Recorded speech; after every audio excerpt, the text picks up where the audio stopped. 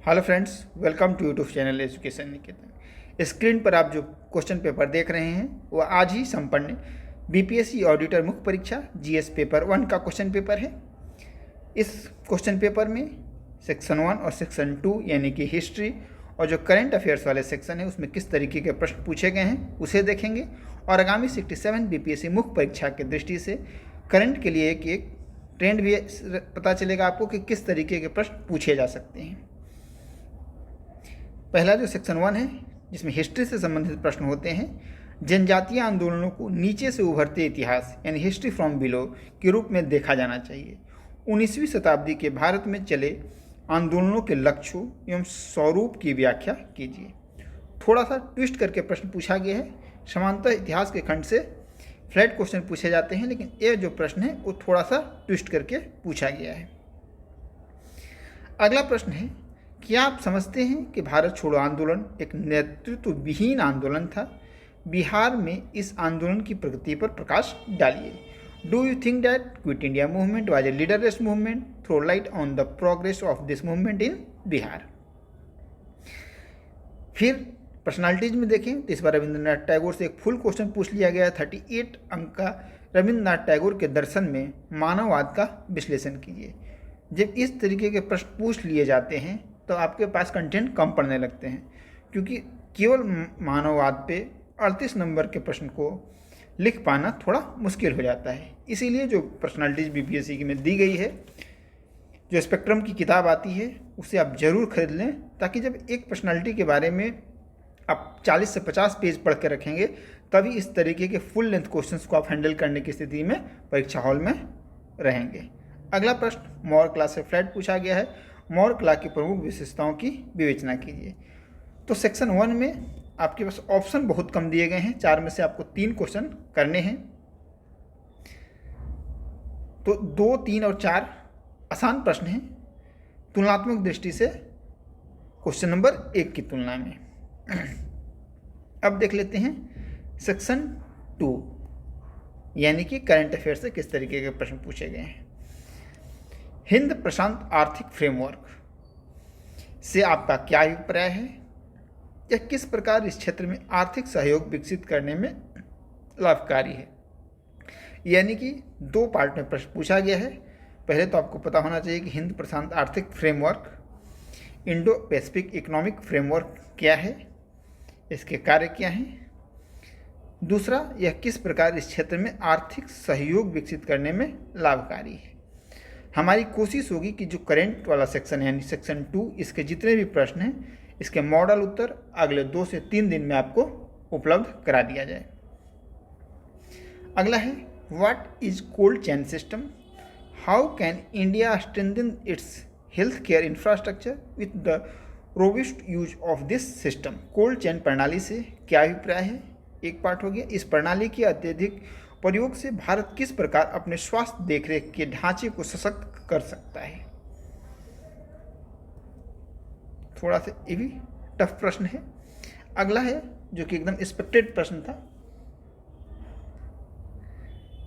रूस यूक्रेन युद्ध के भारतीय आयात निर्यात व्यवस्था पर पड़ने वाले वर्तमान एवं दूरगामी प्रभावों का वर्णन कीजिए। जो हमारे टेस्ट सीरीज से जुड़े हैं तो रूस यूक्रेन युद्ध का भारत की अर्थव्यवस्था पर क्या प्रभाव पड़ सकता है, यह प्रश्न हमने ऑलरेडी टेस्ट सीरीज में पूछ रखा है। जो टेस्ट सीरीज में प्रश्न पूछा गया था वह था कि रूस यूक्रेन संकट के विवाद की जड़ क्या है, रूस यूक्रेन संकट का भारत पर क्या प्रभाव पड़ सकता है, चर्चा कीजिए। नेक्स्ट क्वेश्चन है, कार्बन कृषि से क्या अभिप्राय है? यानी कि एक चीज़ आप समझ लीजिए कि जो ट्रेंड है उसमें जो टर्मिनोलॉजी पूछी जा रही है, जो कंसेप्ट पूछी जा रही है, पहले तो उसे आपको डिफाइन करना है, क्योंकि सीधा सीधी आपसे मीनिंग पूछा जा रहा है, अभिप्राय पूछा जा रहा है। यह प्रक्रिया किस प्रकार से कृषि प्रणाली बनाम जलवायु परिवर्तन को बदल सकती है? नेक्स्ट क्वेश्चन, ब्रिक्स और क्वाड को ट्विस्ट करके पूछा गया है कि भारत 14वें ब्रिक्स सम्मेलन 2022 के उच्च स्तरीय साझेदारी कार्यान्वयन में किस प्रकार सहयोग देख सकता है, जबकि वह इसी समय चीन के विरुद्ध क्वाड की गतिविधियों में भी सक्रिय है। इसका आलोचनात्मक मूल्यांकन कीजिए। यानी कि एक तरफ जहां ब्रिक्स जैसे संगठन में भारत चाइना के एक सहयोगी के रूप में, एक पार्टनर के रूप में है, वहीं क्वाड जैसे संगठन में एक, जिसे माना जाता है कि ये चाइना के अगेंस्ट में खड़ा हुआ एक संगठन है, तो दोनों के बीच में भारत कैसे एक संतुलन स्थापित कर सकता है और किस तरीके से संभव है, इसी पर आपको आलोचनात्मक मूल्यांकन करना है। एक यानी कि जब तक आप दोनों ही पॉइंट ऑफ व्यू को, यानी फॉर और अगेंस्ट में चीज़ों को नहीं सोच पाते हो, तब तक इस तरीके के प्रश्न करने आपके लिए मुश्किल हो जाएंगे।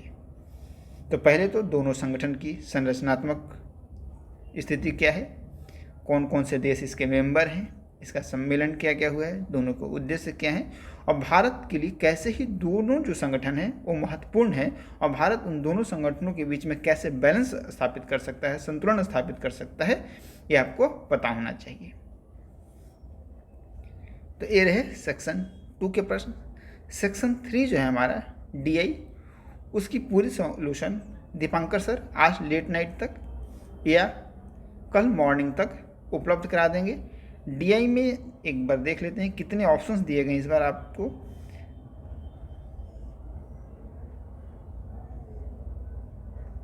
ट्वेल्व, 13, यानी कि 4 क्वेश्चन दिए गए थे, जिसमें से 2 आपको करने थे। 4 प्रश्नों में 2 प्रश्न को आपको हल करना था। एक टेबुलर फॉर्म में था, एक लाइन ग्राफ है, एक आपका बार चार्ट है और एक पाई चार्ट है। बाकी इन प्रश्नों की विस्तृत उत्तर दीपांकर सर आपको उपलब्ध करा देंगे। तो अगर आप 67 BPSC में शामिल होने जा रहे हैं तो इस पेपर को हमारे एजुकेशन निकेतन के जो टेलीग्राम ग्रुप है वहाँ से डाउनलोड कर सकते हैं। 1 नवंबर से हमारा टेस्ट सीरीज भी लॉन्च हो गया है डेली आंसर राइटिंग का, जिसमें हम आपको 2 प्रश्न DI के और 2 GS के डेली प्रैक्टिस कराते हैं विथ मॉडल आंसर। इसके अलावा एक फुल लेंथ टेस्ट पेपर 1 का और एक फुल लेंथ पेपर 2 का एक ही दिन में दोनों टेस्ट कराए जाएंगे और इसकी मॉडल आंसर नहीं दी जाएगी, एवल्यूशन होगा। इसकी फ़ी हमने रखी है ऑनलाइन मोड में 2500 रुपये और दिल्ली सेंटर पे ऑफलाइन मोड में 3000 रुपये, यानी कि लगभग 160 क्वेश्चन आपको हो जाएंगे DI और GS के दोनों मिलाकर। तो अगर आप इस प्रोग्राम से जुड़ना चाहते हैं, क्योंकि एक ही दिन पहले ये प्रोग्राम शुरू हुआ है, तो आप 9582287624 नंबर पर एक मैसेज पिन कर सकते हैं। यहाँ आपको एवल्यूटेड कॉपी, मॉडल आंसर के सैंपल उपलब्ध करा दिया जाएगा। धन्यवाद।